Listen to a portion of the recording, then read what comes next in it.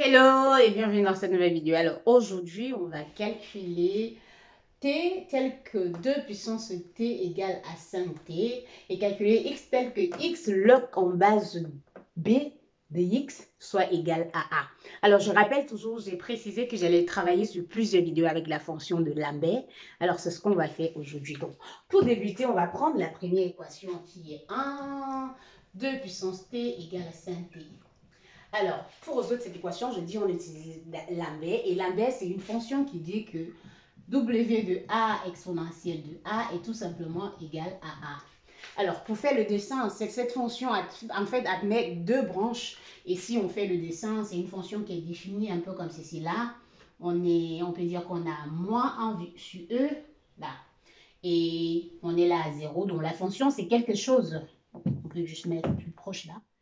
Là, c'est quelque chose qui fait globalement comme ça, un peu comme si on avait une branche comme ça, qui fait ça, un peu là, à moins 1, si on peut dire, il y a moins 1 là, et ça courbe là, et ça passe par ici, et ça continue. C'est une fonction qui est globalement comme ceci. Donc, à partir de là, on a justement ces branches-là, et la partie ici, si on peut dire que c'est la branche W-1, et la partie du haut qui va de là jusqu'à là, ça c'est la branche W0. Et là, ça c'est moins 1 sur E.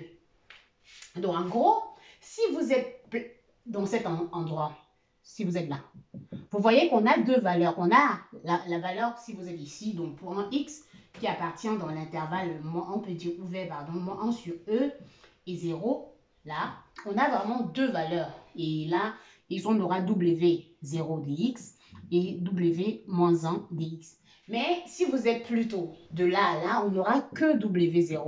Donc voilà un peu ce qui représente cette fonction de Lambert.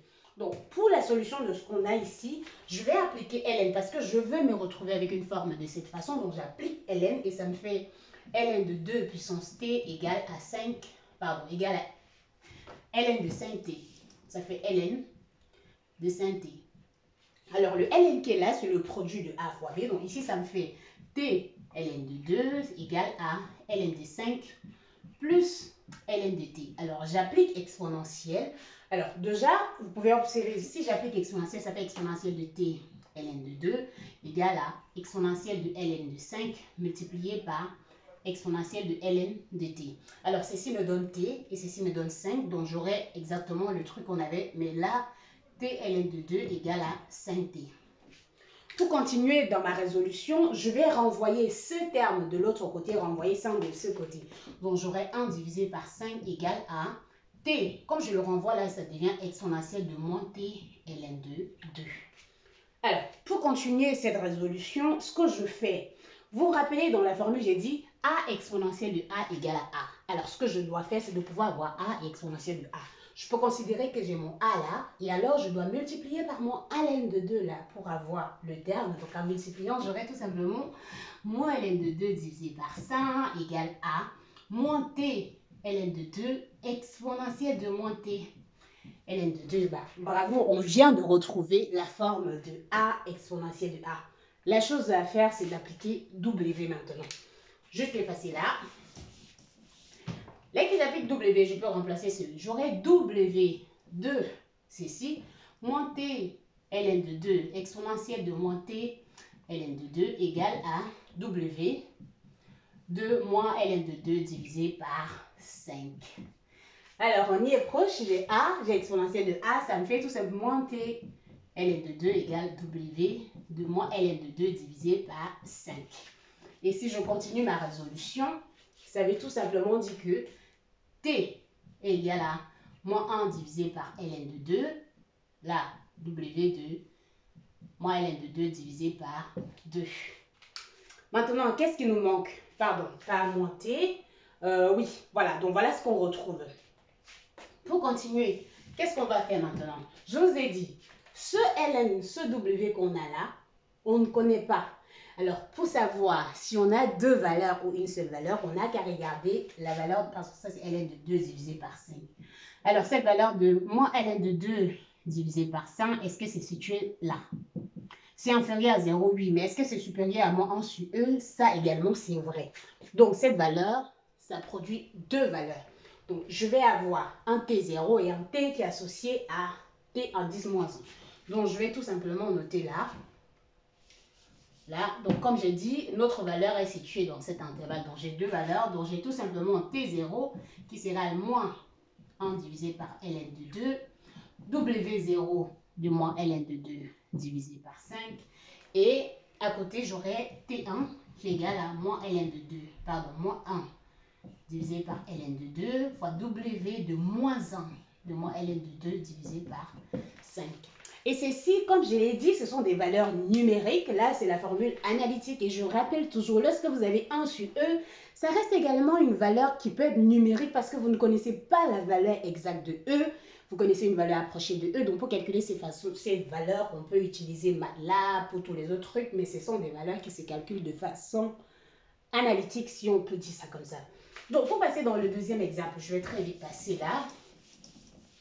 Dans le cas du deuxième exemple, j'ai X log dans la base B égale à A. Alors, rappelez-vous que pour écrire le log dans la base B, ça veut dire que ça fait X log de X divisé par log de B égale à A. Je renvoie le B, ln de B de l'autre côté, ça fait X ln de X égale à A ln de B. Je continue. Alors, ceci me donne quoi? Vous voyez là, ça c'est très très évident. Je me vois déjà proche de quelque chose de ce genre. Il suffit de mettre... si je prends par exemple, si je remplace par exponentielle de x, si on met x ici, on le remplace par exponentielle de x, est-ce qu'on retrouve la valeur? Qu'est-ce qu'on peut compléter dans ce cas? Alors, ce qu'on peut ajouter, c'est de dire par exemple qu'on a x puissance x qui est tout simplement égal à b puissance a. Donc, on peut faire ceci. Et maintenant, en appliquant, donc si on pouvait aussi appliquer exponentielle là, exponentielle de x, ça devait faire exponentielle de x ln de x. Là, ça ne produit pas directement un résultat.